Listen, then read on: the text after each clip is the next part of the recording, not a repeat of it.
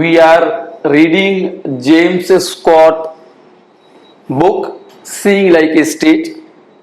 We have already studied James Scott in previous 2 or 3 classes, but his work is so important that I felt it discussing it today as well. So basically we would be talking about James Scott insight that how private property has come. If you are doing environmental science or environmental studies, one of the main issue that you have to keep in mind is the idea of private property. If you do not understand private property, then how the nature is exploited, that you will not be able to understand. Private property means the property which you own individually, the property which you can sell, you can buy, and you are owner of that property. For example, you own land, you own house, and when you own house, then you can get rent as well. So generally what happens, that people think that property rights were always there in history. For thousands and thousands years, property rights were the same as you see it today. But this is not the case. Do you know this simple fact that in India, around 70% of Dalits who are officially known as scheduled caste, they do not own any land, or they own very little amount of land. So the point is that Dalits or the scheduled caste, they are largely landless community. So the question would be that why this community is landless. On the other hand, few castes at the top, okay, they own land in large number. Recently in Bihar, caste report has come out, caste survey has come out, and in this caste survey 2 or 3 things are being talked about. I have not seen the report, but through social media I am saying that I have come to know the population of each and individual caste, plus which caste is having majority in a particular district. Okay, the report also says that who owns land. So people at the top hierarchy of the caste system, they are less in number, their population is less, but they own overwhelming proportion of land. So the question would be that how could land is owned by a few castes, but Dalit community, which is very large, 15, 16, 17, 18, in some places 20%, why they have no land? Generally, if you ask common man, they would say, my forefathers were landlords, okay, we were landlords for thousands of years. But as a history student, you should not think like that. The first thing you have to keep in mind in this environmental studies course, that property, which is called milkiyat, ye mera hai, that institution is not very old. It emerged in the colonial time. So what has happened, that before modernity, things were owned by the community. It was common. Okay, it was common property. It was not individual property. So this water bottle can be used by anybody in this classroom. Okay, this classroom, in one sense you can say that anybody can come and sit here. Okay, but if I have to use your mobile phone, I have to take your permission. So similarly, earlier things were owned by community. Okay, it was common property. Okay, it was called common. For example, if this is land, then anybody can take their, let's say, cattle and you can graze it. Okay. Sir, Yes. do you want to say that everybody was an equal shareholder in that? There was, of course, power relation. I am not saying that power relation was not there. I am not saying that the earlier period was glorious period. This is not my point.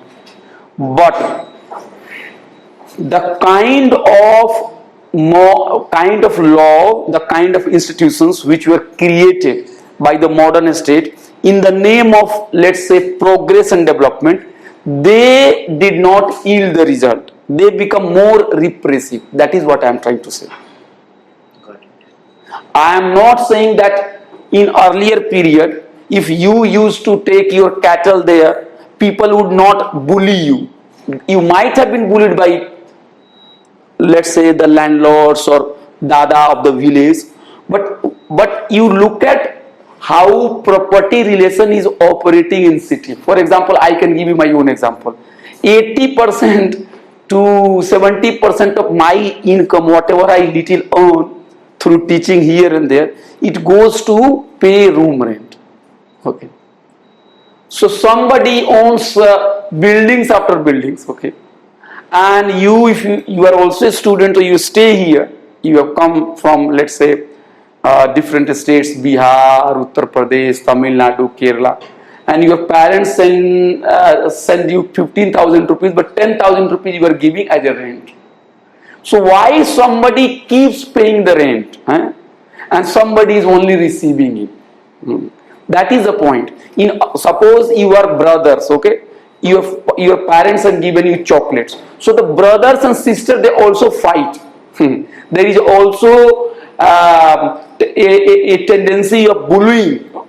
But the way the modern state is practicing, that is very quite different, and it is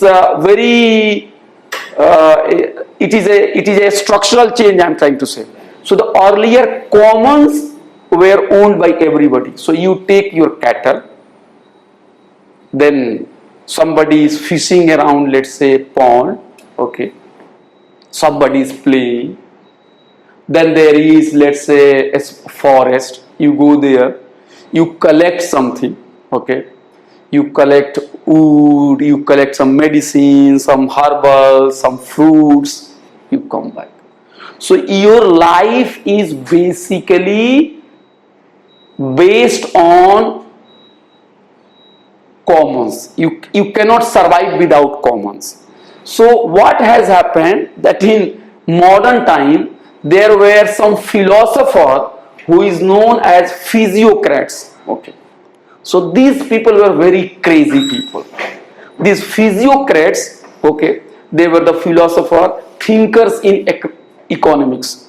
So they were very angry to see commons. Okay.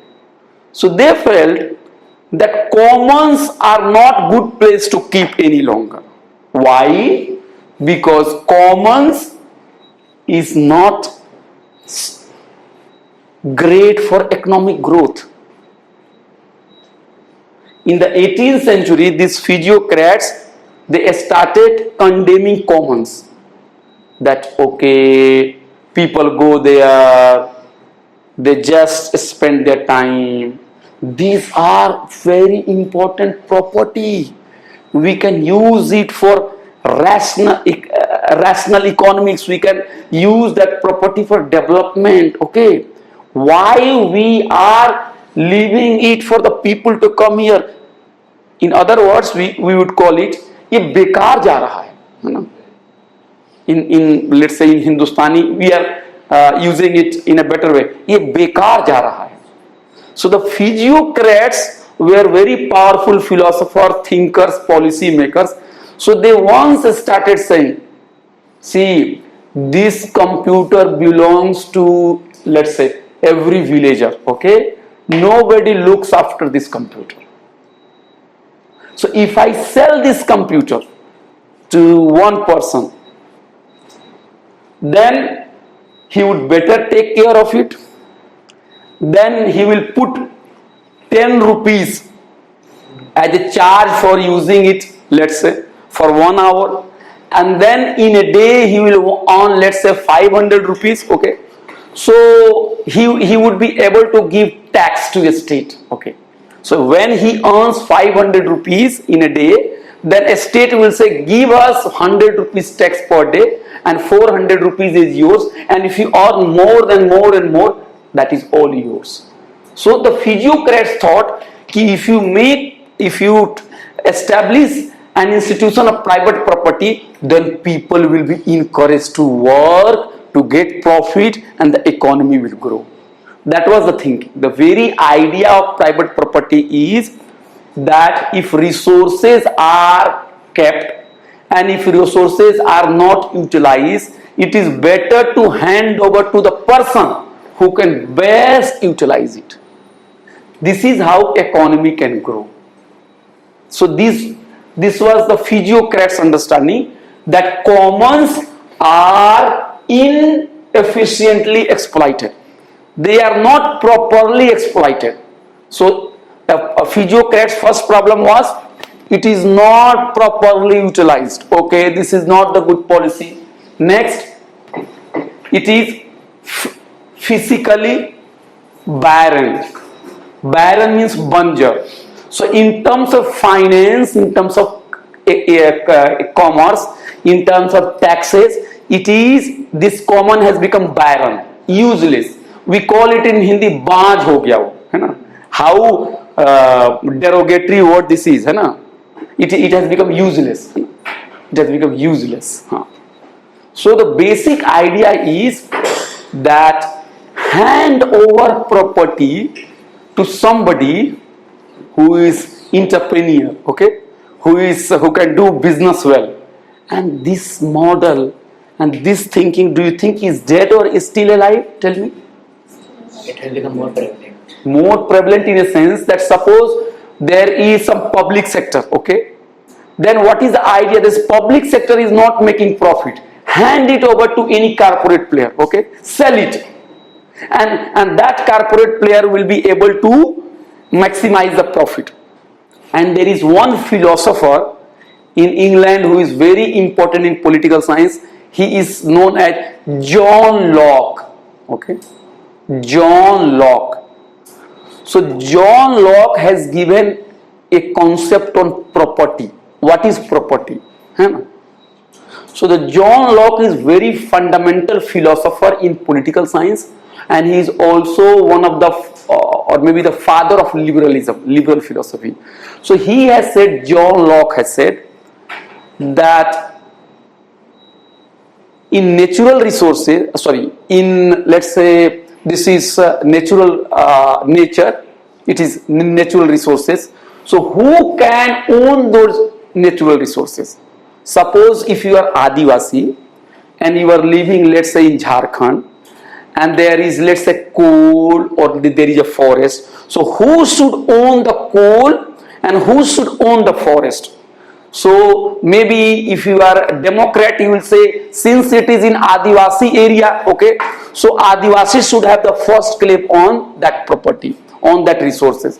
But John Locke would say very similar to what physiocrats is saying. He is saying, no, in nature resources are there, but the person who is going and the person who is putting his labor into it, that person is more qualified to own that property.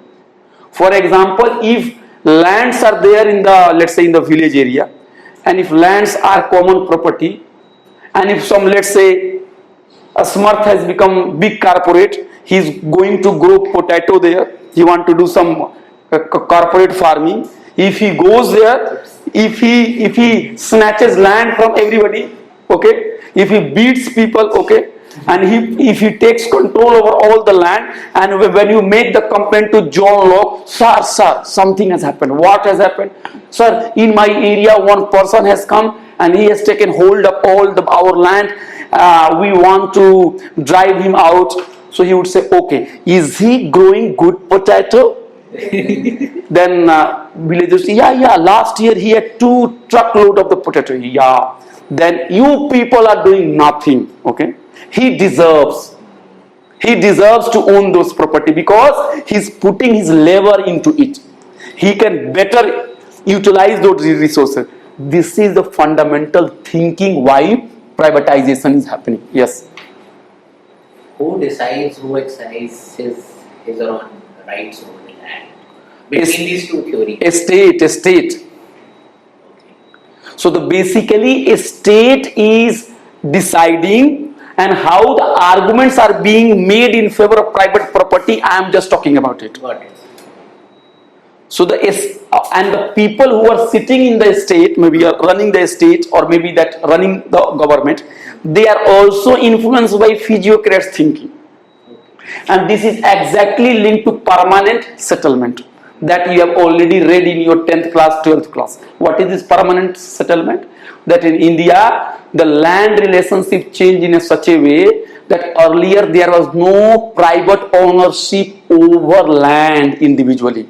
But permanent settlement came, and the same physiocrats idea went to India, and the policy makers in India, they said, oh, these Adivasi people, they don't do anything, they just roam around here and there, okay, so why can't we find good people, okay, I will give you this amount of land, but given this condition, you have to pay me, let's say, 1,000 rupees as tax in a year, and whatever more you want, it is all yours. So basically the idea is that once we turn common property into individual property, then you feel more encouraged to work, put your labor, to exploit your resources, and in this way a state will get a chance to get taxes,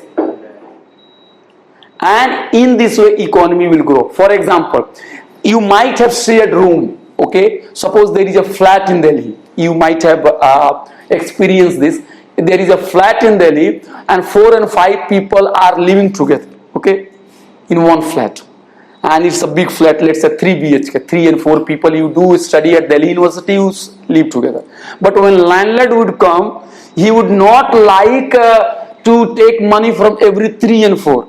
He might say that, okay, Smarth, you are very bright, very honest, you are like a guardian, I will take money from you, take from your friends. So what happens, this is the logic, a state is not interested in community, it is more interested in individual. You give me the tax, because to get taxes from individual, it is not easy for the state. So a state, pre-modern state, can only survive if there is the idea of individual property, if there is the concept of individualism. And what we do, middle class person, we glorify individualism. Oh, this is mine, this is my private time, why you are coming here, this is my pain, why you have taken it without my permission. So we think that the idea of individualism has come from the sky, but it has not come from the sky. The idea of individualism is very much linked to the system of property relationship, individual property relationship. If there is house, suppose only one person is required to pay electricity bill, not every member, okay, so it will be booked in one individual name, okay, either your father or your mother or your brother or anybody. Gas cylinder, we all use it, gas cylinder, when food is cooked, okay, so we all eat it, but who pays the money? Only one individual, no?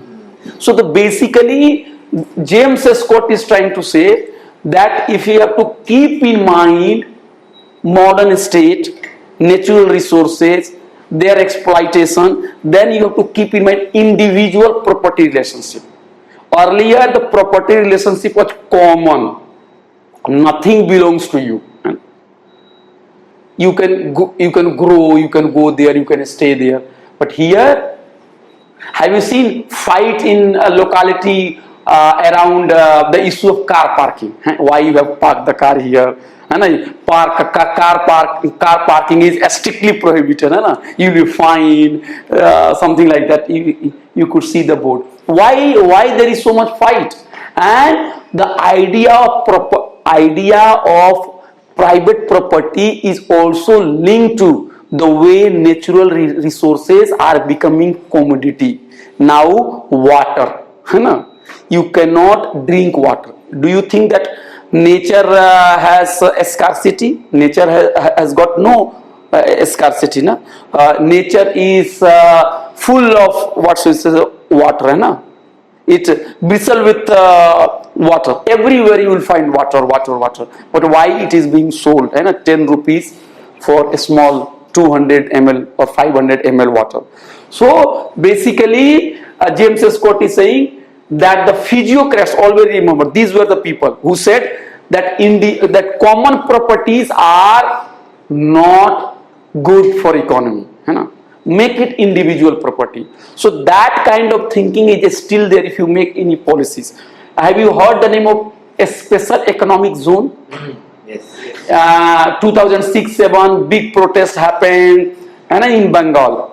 Tata went to, let's say, Bengal to open the plant there, and then people protested. So you could Google it, say a special economic zone. So what is a special economic zone? You have a rule. Suppose you have a rule. You have a different policies, but in a special economic zone, much of the rule will not apply. Suppose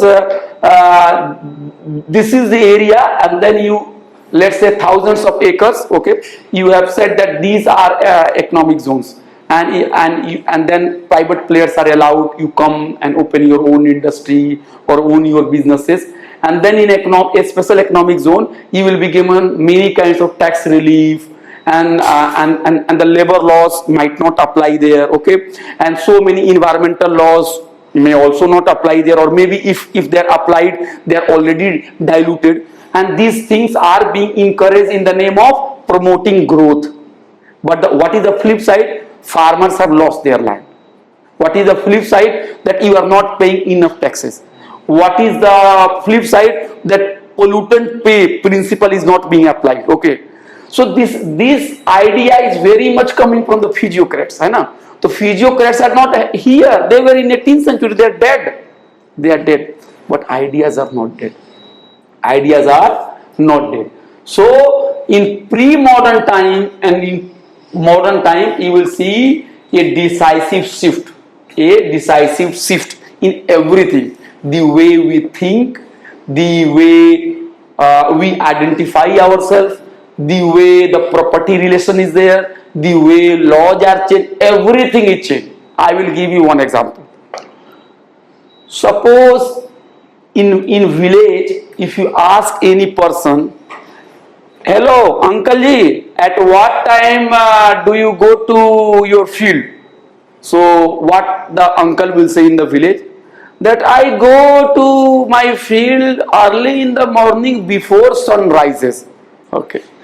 But if you ask you, when do you go to school? I go to school at 8:30. So you see how you speak and how gaon ka aadmi speaks. And when I say gaon ka aadmi, do not think that gaon ka aadmi is there in this original form. This modern ideas has already gone to village also. I am just speaking to create a situations, okay. It may not be always true, because in my village, whatever you are getting in Delhi will also get there. All cold drinks, everything, chips. So mobile phone people are using. So we should also not glorify villages as if that it is very innocent place, and it is real India and cities are corrupt places. No, it is not like that. The practices, the institutions, the laws are everywhere, okay. But I am giving you an example that in, let's say, in 18th century or 17th century, if you go and ask somebody that, okay, how far is the railway station? So by that time there was no railway station. If you ask how far is the river, okay, so today you will say 5 kilometers from here, okay. You just search it in Google Map. Okay, And that time people would say it is a stone's throw. A stone's throw, you understand? Yes. पास ही में है वो. Suppose. If you ask me that I need some potato for my brother's marriage, so in today's time you have to say I need 10 quintals of potato. Okay. And earlier what people used to say, cartload of potato. So how our language, our vocabularies are also changing. So the earlier cartload of potato, basket full of potato, basket full of mangoes, a stone's throw. Right? Okay. And he is giving one example that a person asked another person that how far is a particular place. So that person's replied, not that it is 1 kilometer or 2 kilometer or 5 kilometer. That person replied, 3 rice cooking. What does this mean, the 3 rice cooking? That you can estimate how much time it takes to cook rice. So if you cook rice 3 times and the amount of time is needed to cook rice 3 times, let's say one pot of rice you have cooked, let's say if it have taken half an hour, so half an hour. So 1 hour and 30 minutes would take for you to reach there. So basically earlier the idioms were very different. Basket full, a stone's throw, cartload, 3 rice cooking. If you go to village, we also in my village still people say seer, man. Maybe that in your area something else might have been used. कितने शेर का है ये? कितने शेर दूध है? कितना मन है? So man is still, Yes, still there. huh? 1/2 to a measure. Yes. So maybe that in your area, if you go and ask, what is called in your area? Money. Man. In Bihar, I am from Bihar, so the man is used. Itna man. Kitna चावल हुआ? How much yield you have got? 100 मन. हाँ, 100 मन हो गया मेरा. And even that 100 मन में होता है कच्चा मन और एक पक्का मन. मतलब कच्चा मन में शायद 24 किलो और पक्का मन perhaps 40 kilo. The point I am trying to say that things were not so fixed. Things were local. There were different kinds of practices.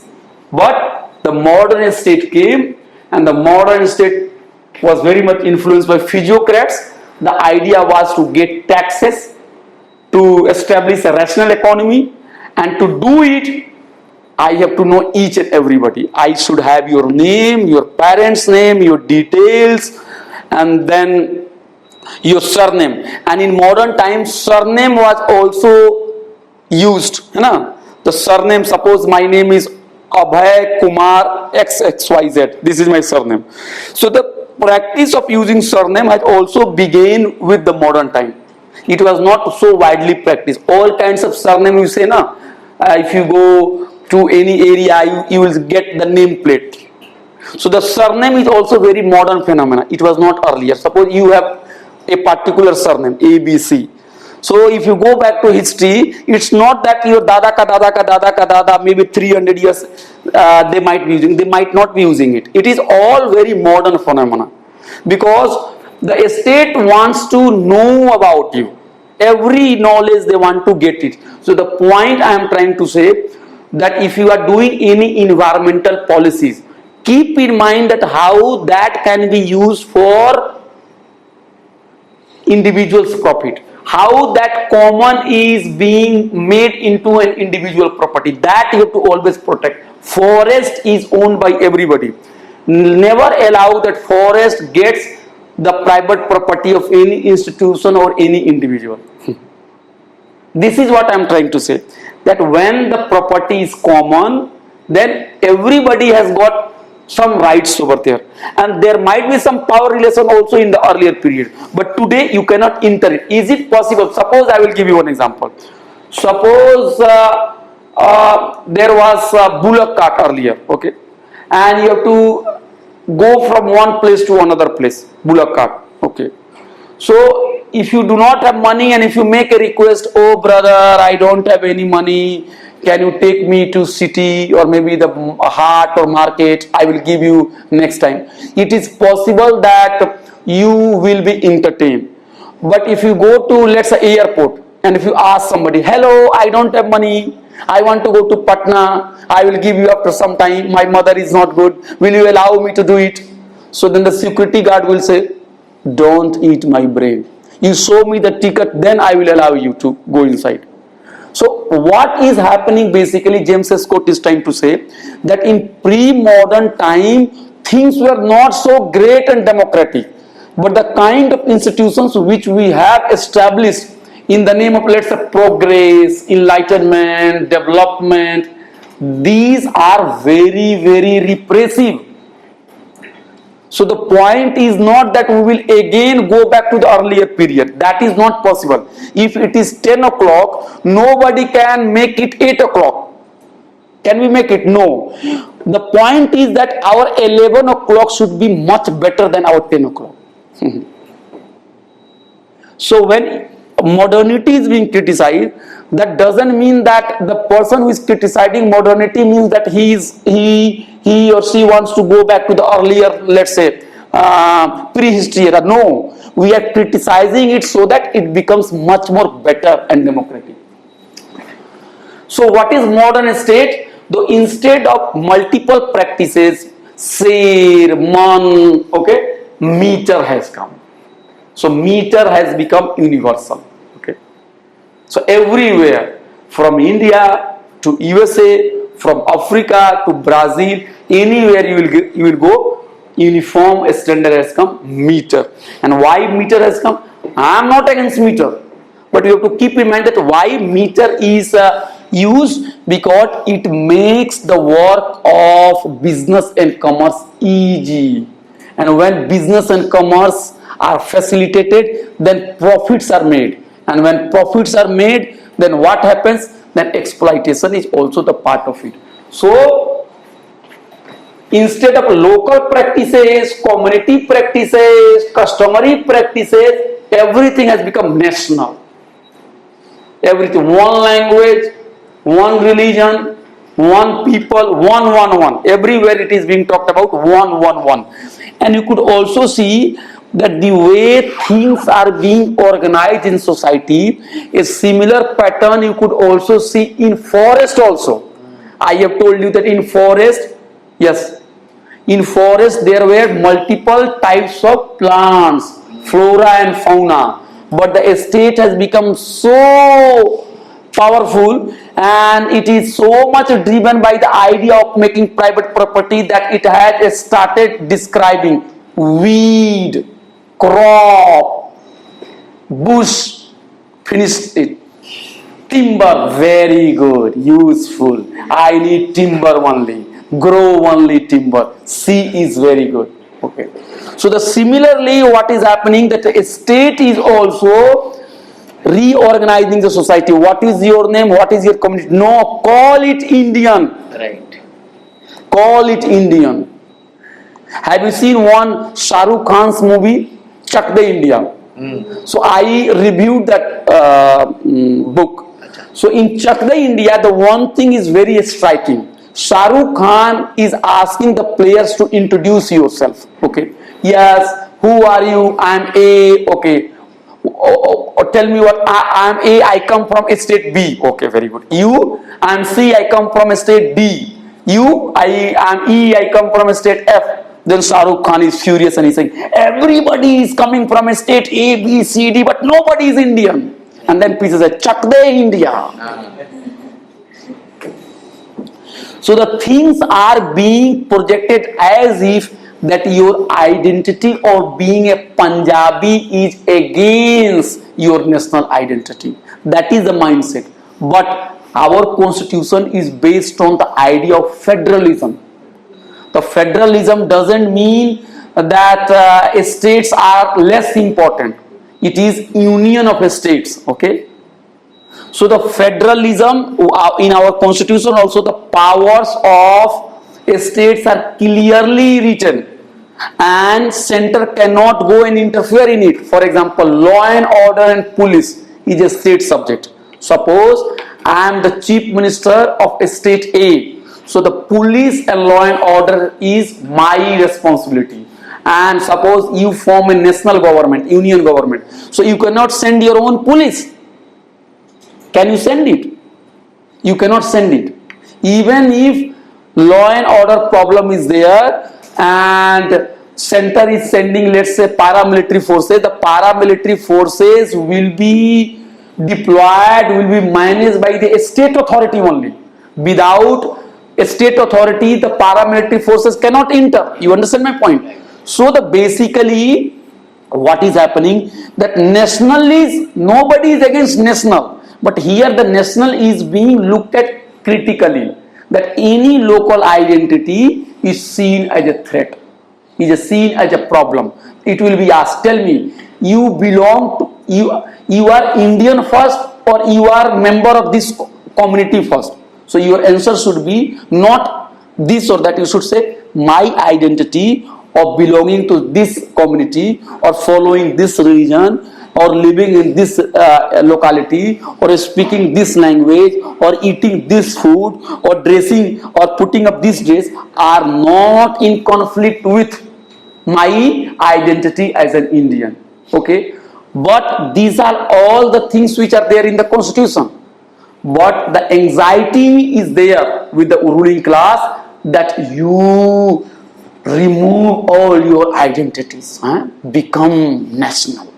So it is not, it is from where it is coming? It is coming from France, after the French revolutions. Okay, it is coming from the European experiences, that you might have said that the kind of estate which we see in a big estate, earlier the estate was not so big, it was a small areas. But in 18th or 19th century, these areas were unified into a big centralized state.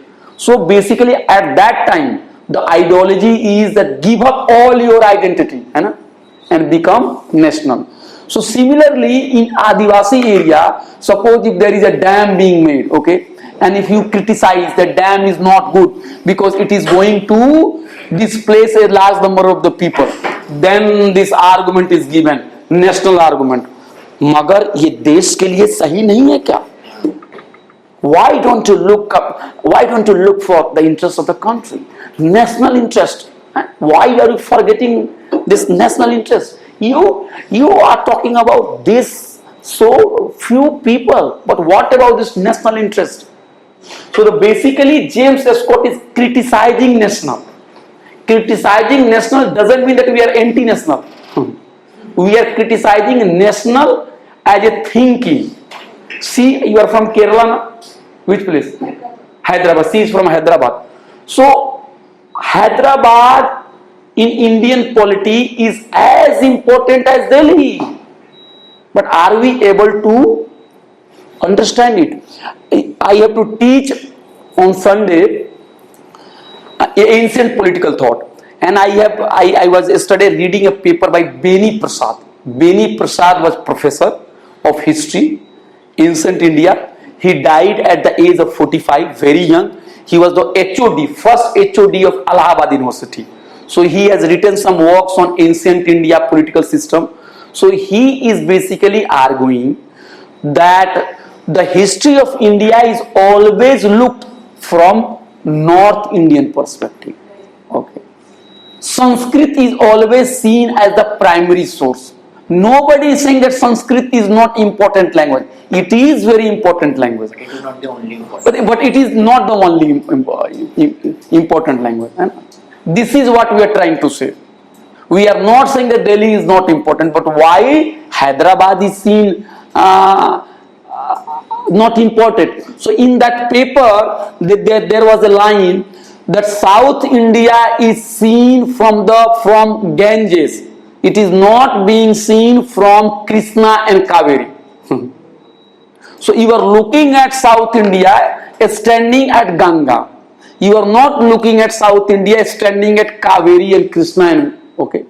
So this is the point. National, nobody is against national.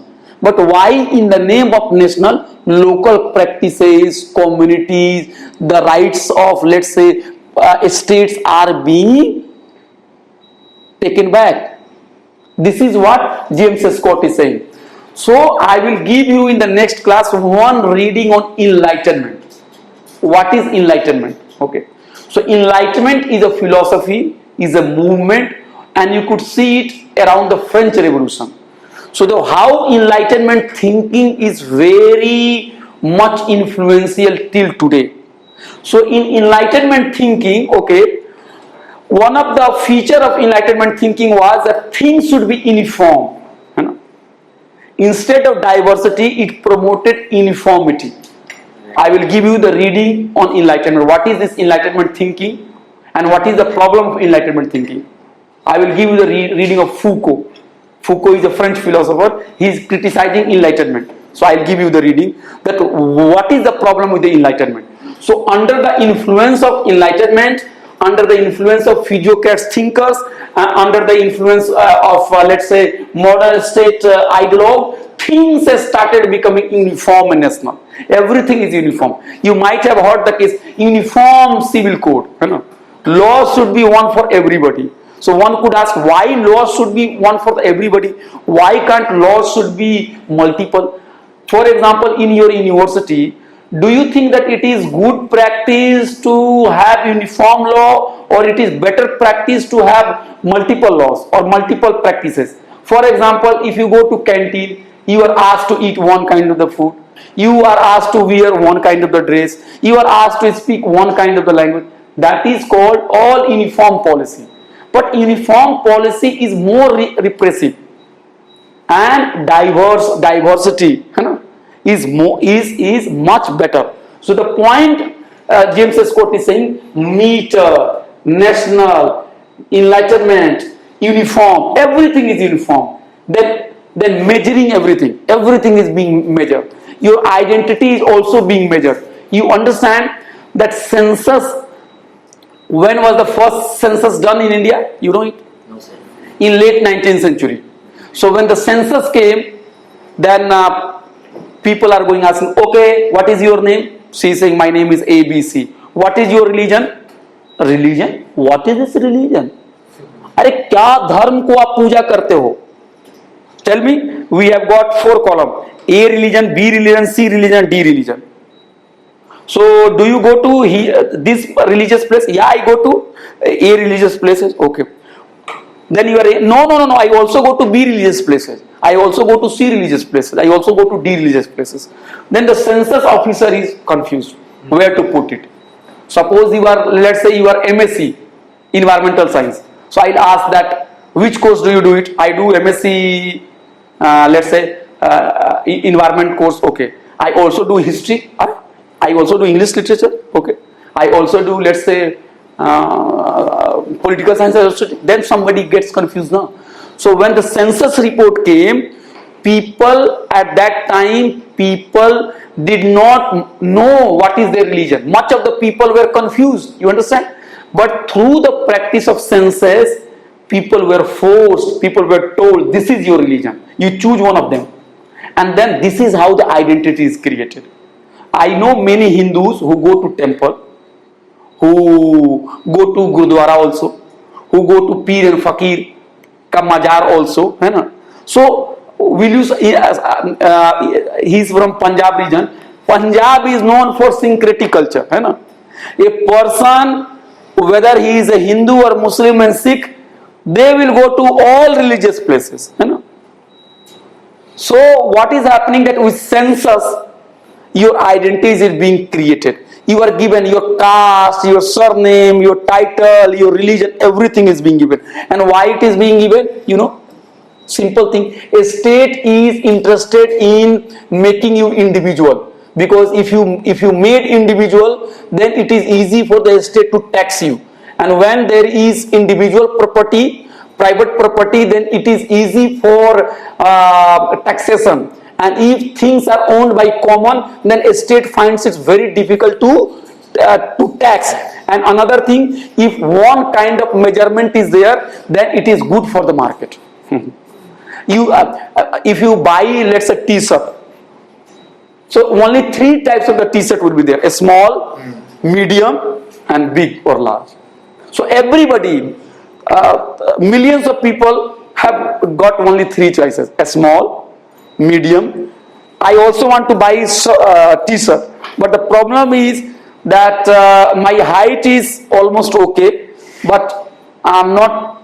So what should I say? My weight is less. So if I go and if I want to buy something, then I don't get easily t-shirt which is proper for me. So the basically that measurement, national, market, and rational economics. Rational economics means that you follow a policy that is going to yield you the maximum result. So this thinking also came with the modern state. Then national citizenship.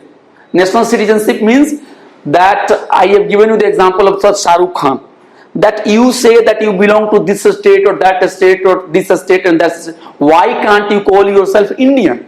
So this is called the national. One election, one nation, one religion, one people. Everywhere you will find one. So earlier, and then what has happened in modern time, land is now owned by individual. Okay, land is now owned by individual. Earlier it was community, and that land is now your own property. You can transfer it, you can sell it, individual can be taxed, and this is how the modern state has break the hold of community. And by this way, private property was promoted, private plot was promoted, and this was done through greater knowledge of the society. So the point basically James Scott is making, you know the subject, you know you have survey of the jungles, of the forest, and the way in the jungle you are eliminating everything, and you are only interested in keeping one kinds of tree, okay, and that is ecologically very harmful. Right? Similarly, you enter the society, you do away with the common, right? You make private property, you institutionalize the private property.